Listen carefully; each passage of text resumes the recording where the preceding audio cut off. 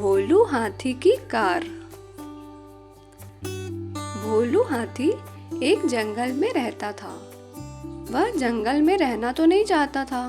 जंगल के पास जो रास्ता गुजरता था उस पर वह सुंदर और चमकीली कारों को आते जाते देखता था। उसका बहुत मन करता था कि उसके पास भी एक कार होनी चाहिए। एक दिन वह जंगल के पास वाले रोड के पास खड़ा था, तभी पास ही में एक कार आकर रुकती है। कार में 2 लोग सवार थे। उनकी गाड़ी खराब हो जाती है। गाड़ी को खोलकर ठीक करने की कोशिश करते हैं, लेकिन वह ठीक नहीं हो पाती है।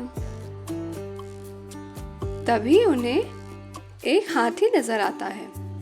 वह उसे देखकर डर जाते हैं, लेकिन तभी भोलू उनके सामने आ जाता है। वह धीरे धीरे चलकर पूरी गाड़ी को चारों ओर से देखता है।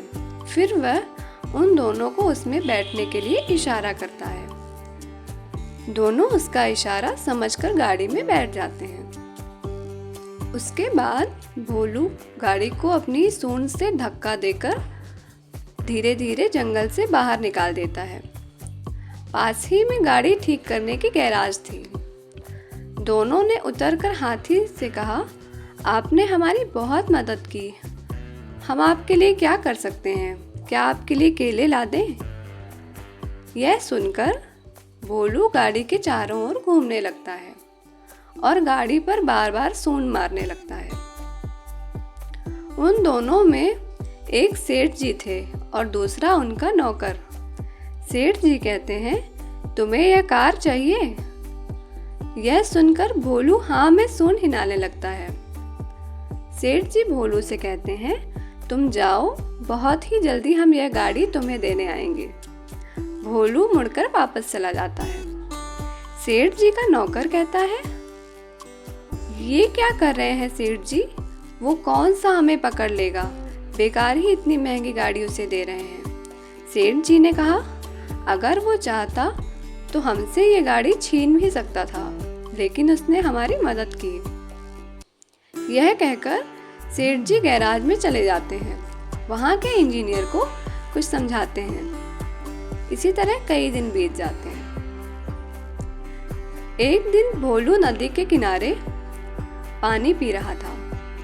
तभी उसे गाड़ी का हॉर्न सुनाई दिया। भोलू दौड़कर रोड के पास आया तो देखा सेठ जी गाड़ी के साथ खड़े थे। उन्होंने गाड़ी को लंबा करा दिया था। बड़ा सा गेट लगवा दिया था जिससे भोलू उसमें चढ़ सके, और आगे 2 बड़े बड़े डिब्बे जैसे रबर के बटन लगा दिए थे। पैर से आगे पीछे करने से गाड़ी चलने लगती थी। ये कार के पैडल थे। सेठ जी ने गेट खोला। भोलू उसमें जाकर बैठ गया। अब वह पैर आगे पीछे करने लगा, जिससे गाड़ी चलने लगी। भोलू को बहुत मजा आ रहा था। वह गाड़ी रोककर उसने नीचे उतरकर जमीन पर बैठकर सेठ जी के पैरों को सूंड से छुआ, जैसे वह सेठ जी को धन्यवाद दे रहा हो। सेठ जी उसे बहुत प्यार करते थे। फिर वो कुछ दूर खड़ी गाड़ी में बैठकर चले जाते हैं। इस तरह भोलू का कार चलाने का सपना भी पूरा हो गया।